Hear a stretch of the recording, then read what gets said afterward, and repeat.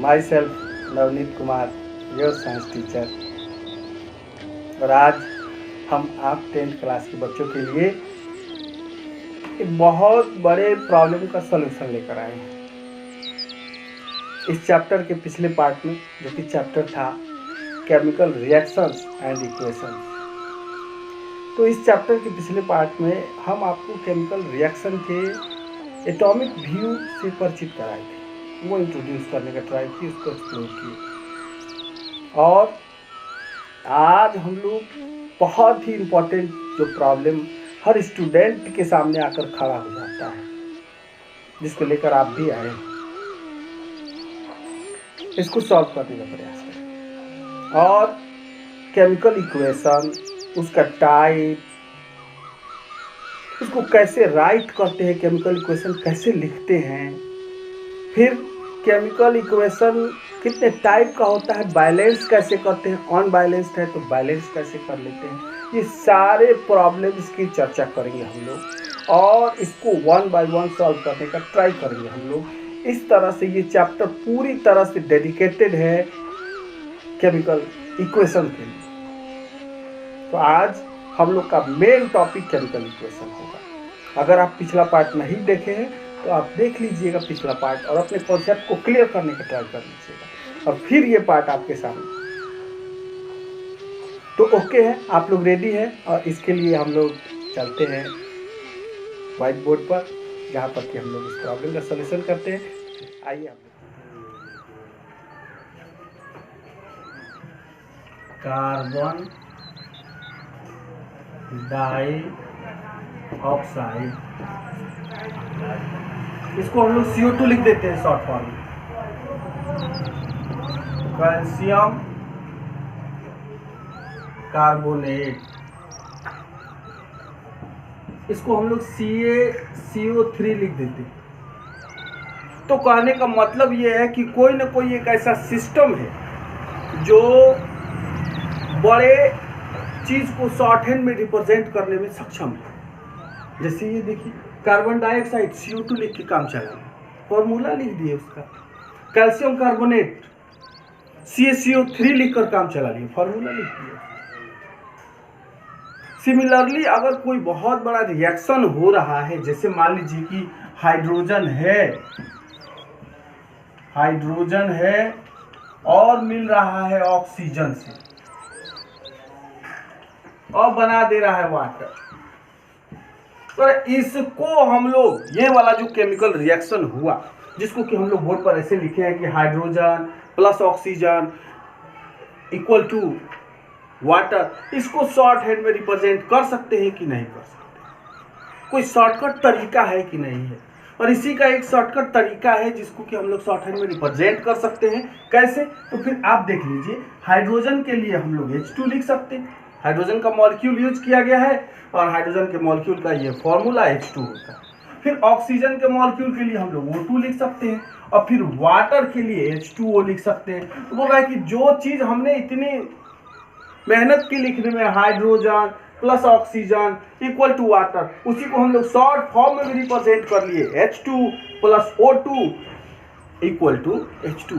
ये टेक्नोलॉजी जो है, ये जो रिप्रेजेंटेशन है, इस रिप्रेजेंटेशन को हम लोग बोलते हैं chemical equation. Means A short hand representation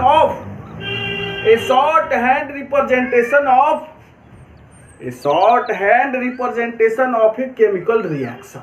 very easy. A short-hand representation of a chemical reaction is called chemical equation। ये देखिए, केमिकल रिएक्शन हो रहा था, हाइड्रोजन ऑक्सीजन कंबाइन कर रहा था और इधर वाटर का प्रोडक्शन हो रहा था। और ऐसे केस में हम लोग इसको शॉर्ट हैंड रिप्रेजेंटेशन के लिए हाइड्रोजन के लिए H2 लिख दिए, ऑक्सीजन के लिए O2 लिख दिए और वाटर के लिए H2 लिख दिए। ये शॉर्ट हैंड रिप्रेजेंटेशन हो गया, और ये हो गया क्या? Chemical equation. दूसरा देखिए, ये देखिए, सोडियम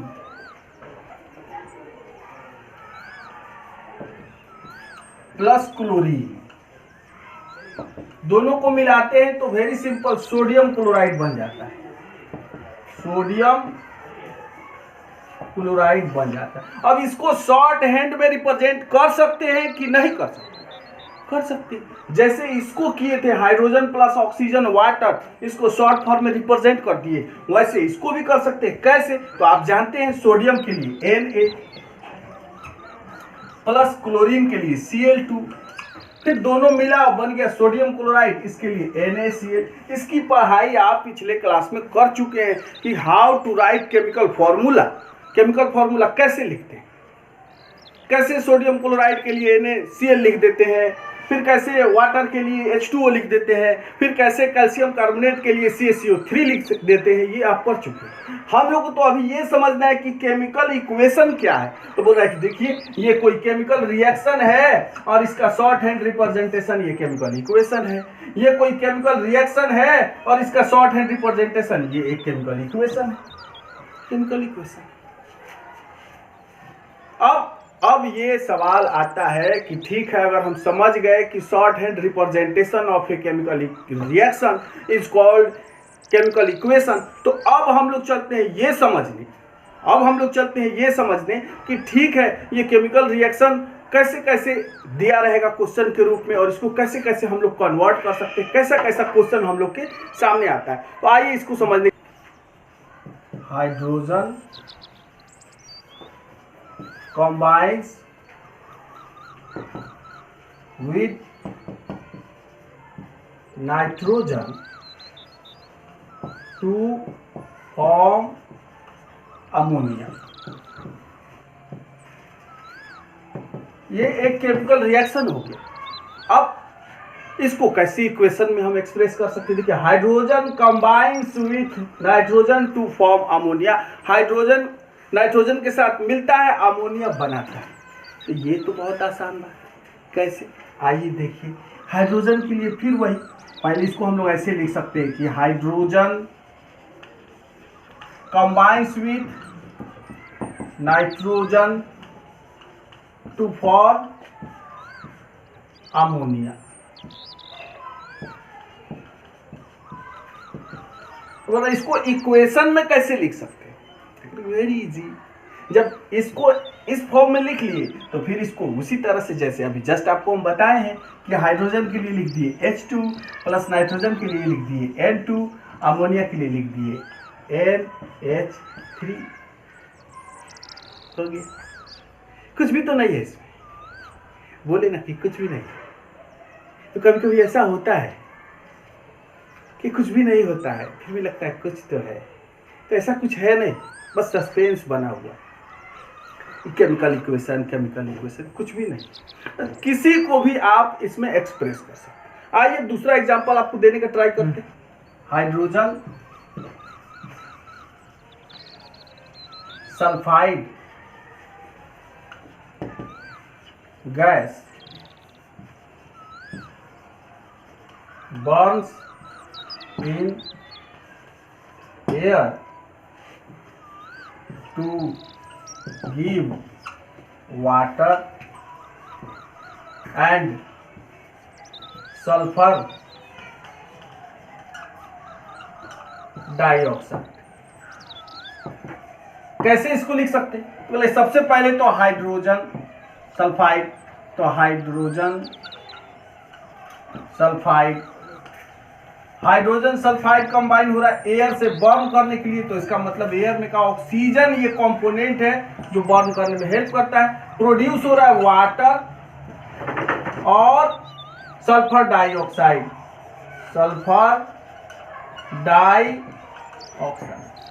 कैसे इसको लिख सकते हैं? वेरी इजी, आराम से लिख सकते हैं, जैसे पहले लिख रहे। कैसे लिख सकते हैं? तो हाइड्रोजन सल्फाइड के लिए लिख दिए H2S, हाइड्रोजन सल्फाइड के लिए लिख दिए H2S, ऑक्सीजन के लिए लिख दिए O2, वाटर के लिए लिख दिए H2O और सल्फर डाइऑक्साइड के लिए लिख दिए SO2। हो गया equation H2S plus O2, H2O plus SO2। मतलब हाइड्रोजन सल्फाइड कंबाइन करेगा ऑक्सीजन से और बनाएगा वाटर और सल्फर डाइऑक्साइड गैस। तो इस तरह से कोई भी क्वेश्चन अगर हमारे सामने आता है कि इक्वेशन क्रिएट कीजिए, right the equation for given chemical reactions, तो ऐसे हम लोग लिख सकते हैं आराम से। आइए फिर दूसरा एग्जांपल देखते हैं हम। Calcium hydroxide plus carbon dioxide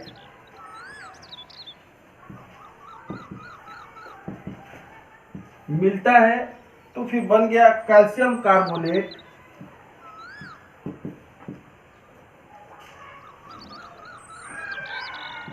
plus water. फिर इसके लिए इक्वेशन देना है, कैसे दे सकते हैं? आराम से जैसे पहले कर रहे हैं। देखिए ये सब तरीका का क्वेश्चन आपके पास आएगा सामने इससे करने के लिए कि ऐसे केमिकल रिएक्शन दिया हुआ है, इसको इक्वेशन में कन्वर्ट कीजिए। वो लैंग्वेज के फॉर्म में भी हो सकता है, ऐसा रॉ इक्वेशन के फॉर्म में भी हो सकता है, किसी को भी हम लोग आराम से कन्वर्ट कर सकते हैं। कब? जब केमिकल फार्मूला का नॉलेज रहेगा तब, जो कि पिछले क्लास में आप पढ़े।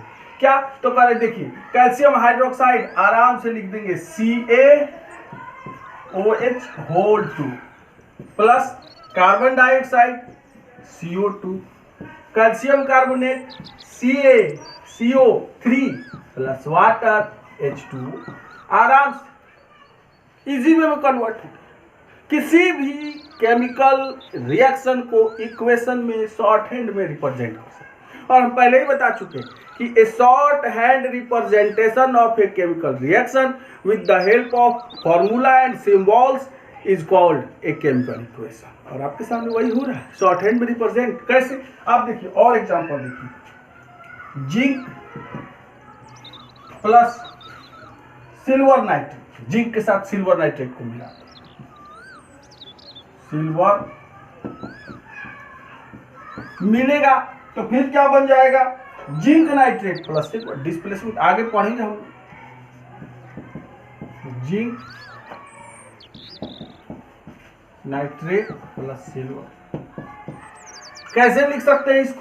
इसको कैसे करें हम? बस सेम करेंगे। जिंक के लिए Zn प्लस सिल्वर नाइट्रेट के लिए AgNO3 एरो मार्क, फिर जिंक नाइट्रेट के लिए ZnNO3 होल 2, बिकॉज नाइट्रेट की वैलेंसी 1 और जिंक की वैलेंसी 2। नाइट्रेट की वैलेंसी या देखिए शॉर्ट फॉर्म में बता भी दे रहे हैं हम कि जिंक हो गया, ये नाइट्रेट हो गया, इसकी वैलेंसी लिख दिए और इसकी वैलेंसी लिख दिए, क्रॉस किए तो Zn के नीचे 1 नहीं लिखते हैं और NO3 के पास 2, ZnNO3 ऐसे करके क्रिएट कर लेते। तो वहां पर लिख दिए क्या? ZnNO3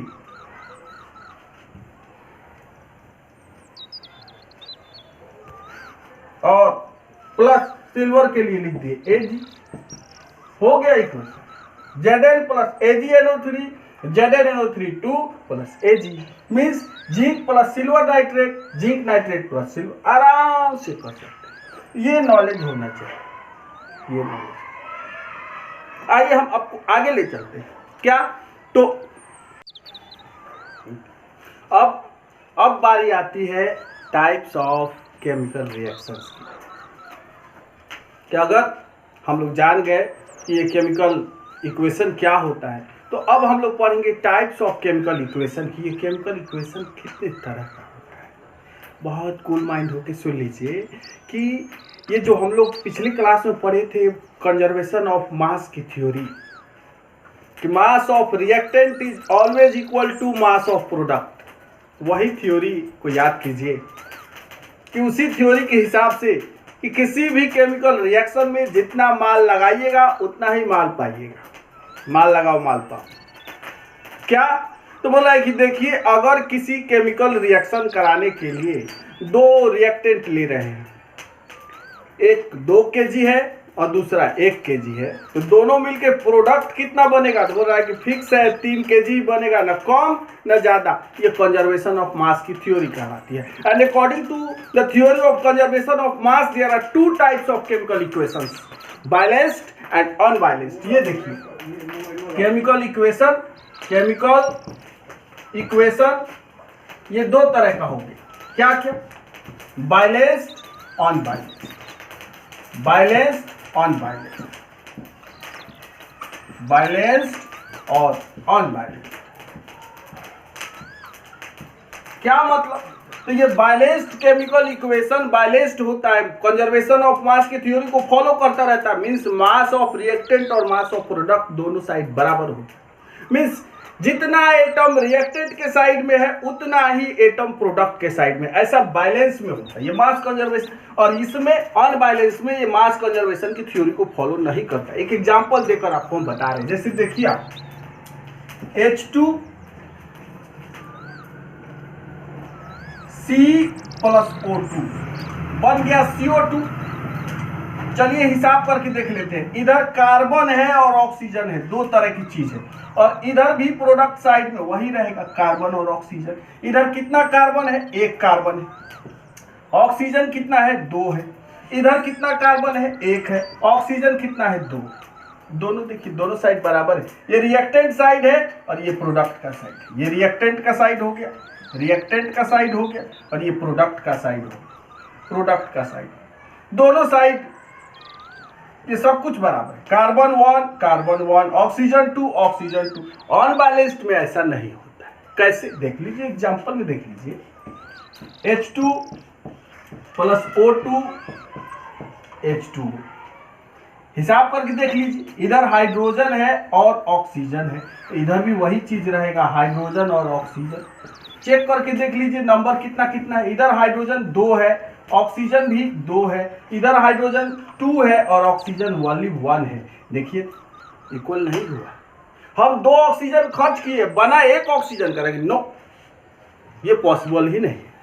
इसलिए अनबैलेंस्ड इक्वेशन प्रॉपर नहीं माना जाता। इसलिए हम लोग अनबैलेंस्ड इक्वेशन को बैलेंस करते हैं।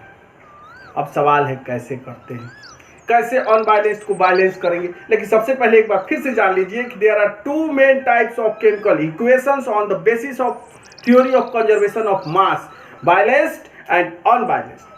The equation in which number of atoms in reactant side is equal to number of atoms in product side, that type of chemical equation is called balance.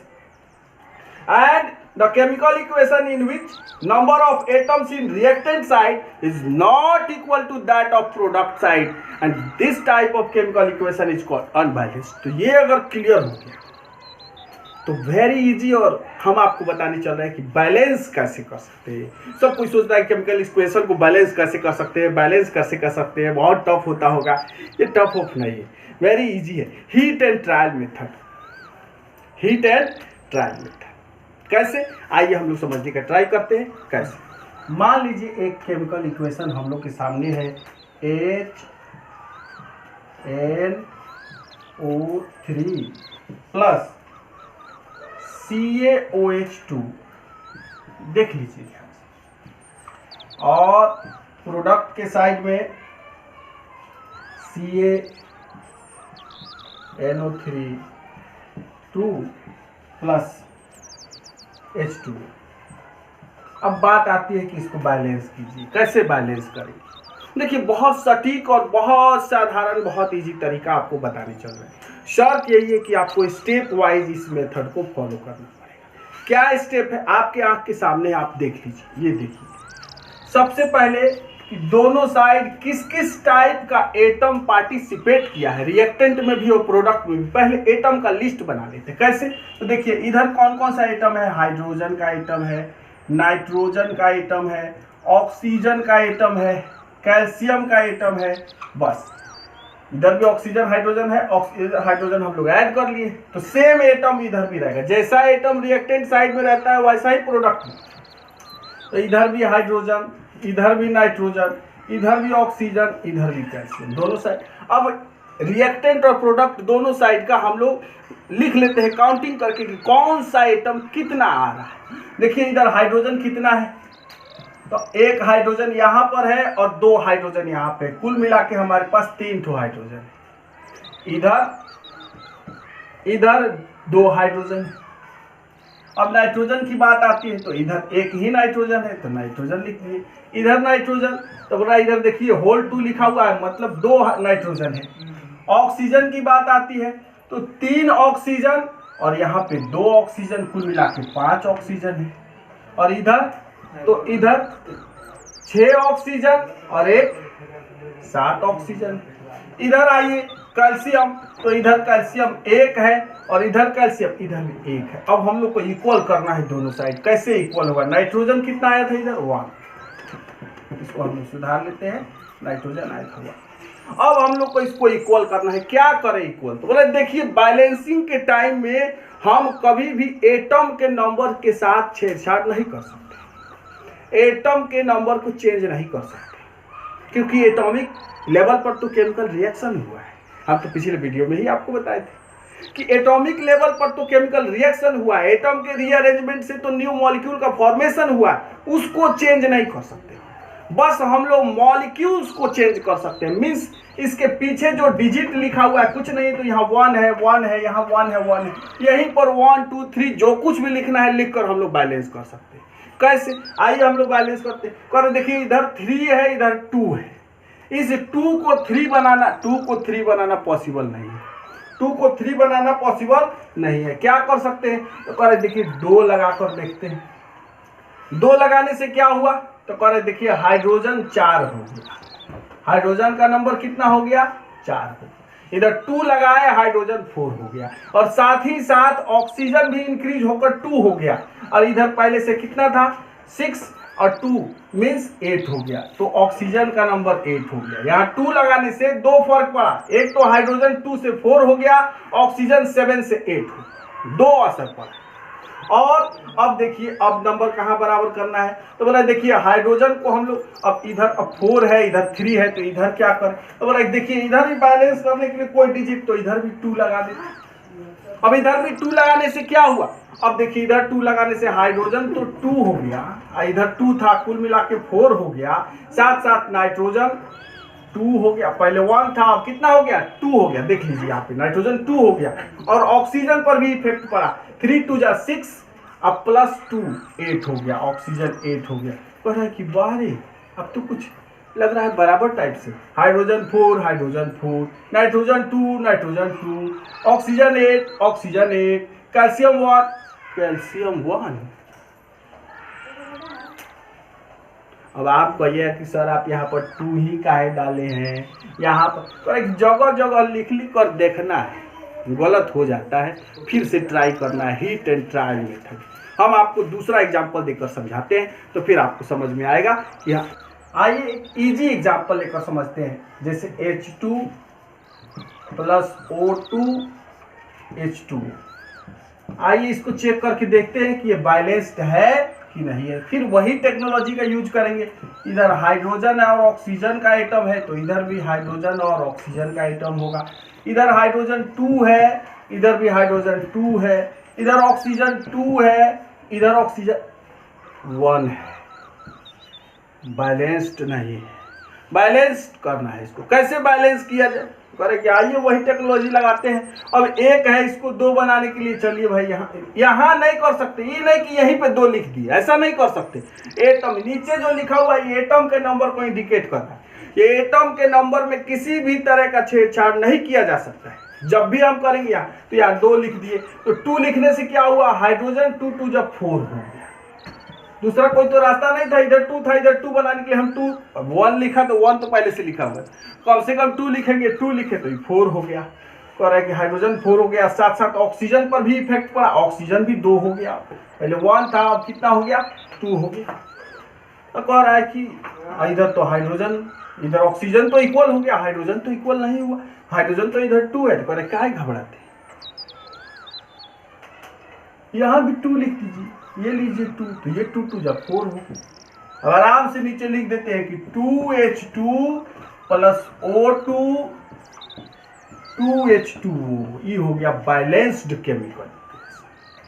Balance हो गया। अब छोटा हो चाहे बड़ा, ये नहीं समझिए कि कोई इजी है कोई डिफिकल्ट है, ऐसा कुछ भी नहीं है। सब एक ही टाइप का डिजिट डाल डाल कर प्रैक्टिस करना है। और वैसे हम आपकी प्रैक्टिस के लिए डिस्क्रिप्शन में क्वेश्चन भी डालेंगे, आप प्रैक्टिस कीजिएगा, प्रैक्टिस करके आप सेंड कीजिएगा, हम उसको करेक्ट करके करेक्शन के बाद आपके पास भेज देंगे। आप चेक भी कर सकते हैं, सेल्फ असेसमेंट भी कर पाइए।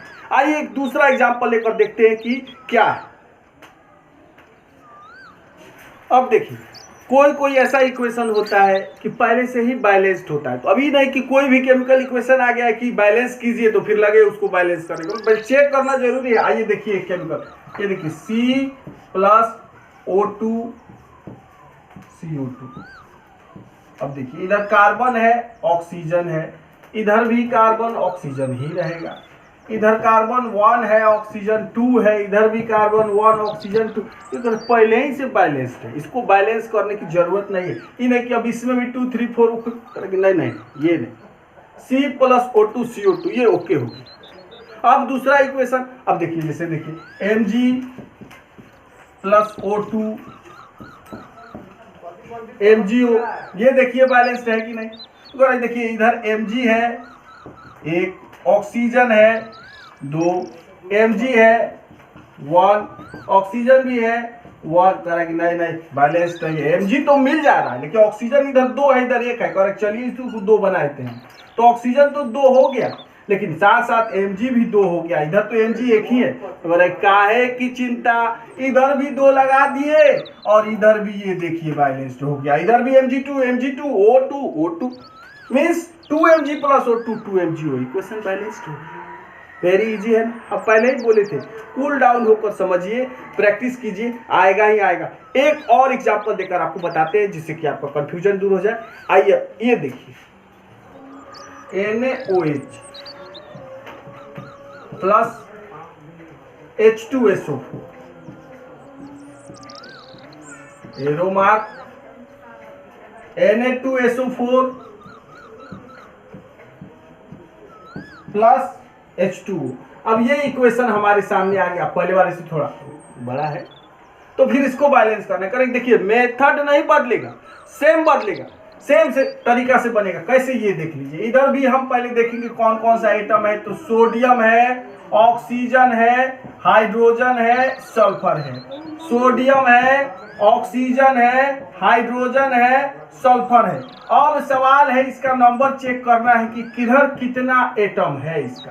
आइए चेक करके देख लेते हैं। इधर सोडियम का एक एटम आपको दिखाई दे रहा है, NaOH है, मीन्स Na1 है। इधर Na2 है तो उसका मतलब सोडियम 2 है। ऑक्सीजन इधर यहाँ पे 1 है और यहाँ पे 4 है, कुल मिला के 5 है। और इधर तो ऑक्सीजन यहाँ 4 है और इधर 1 है, मतलब कुल मिला के इधर भी 5 है। हाइड्रोजन की बात आती है तो 1 हाइड्रोजन यहाँ पे है और 2 यहाँ पे, कुल मिला के 3 है। हाइड्रोजन की बात आती है इधर तो कुल मिला के 2 है। और जब सल्फर की बात आती है तो यहाँ पे सल्फर 1 है और इधर भी सल्फर 1 है।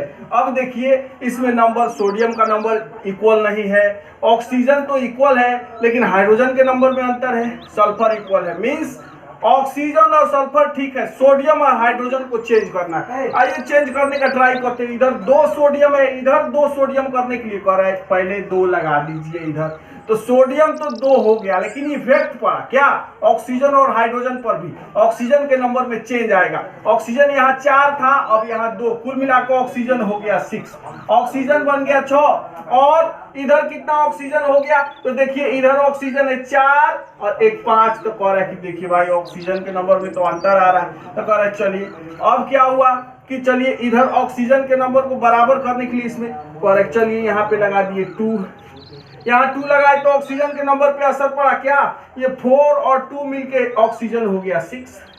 तो ऑक्सीजन हो गया 6, इधर भी ऑक्सीजन हो गया 6, लेकिन हाइड्रोजन इधर 3 है, इस पे हाइड्रोजन पर भी असर पड़ा। 2 2 जा 4, 2 2 जा 4 हो गया, हाइड्रोजन हो गया इधर 4 और इधर हाइड्रोजन कितना हो गया 2 और 2 4, इधर भी 4 हो गया हाइड्रोजन। कुल मिला के देखिए इक्वेशन बैलेंस हो गया। करना पड़ा कि NaOH के पहले 2 लगाना पड़ा, H2O के पहले भी 2 लगा। ऐसा करके हम लोग इक्वेशन को बैलेंस कर दिए। बैलेंस करने के बाद हमारा इक्वेशन रेडी हो गया, 2NaOH plus H2SO4 arrow mark Na2SO4 plus 2H2O। बोले ना कि वेरी इजी है, प्रैक्टिस की बात है। जो जितना प्रैक्टिस करेगा उतना ही स्किल उसका बढ़ते चला जाएगा। और हम डिस्क्रिप्शन में इसके लिए आपको क्वेश्चन भी डालेंगे जिसको कि आप बैलेंस कीजिएगा और फिर वहां से आप मेल कर सकते हैं हमारे पास, जिसको करेक्ट करके हम आपके पास भेजेंगे। प्रैक्टिस भी हो जाएगा, सेल्फ असेसमेंट भी हो जाएगा।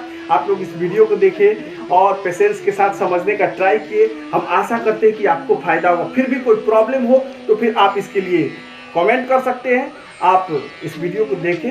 Very good. इसके लिए thank you very much. Thank you very much.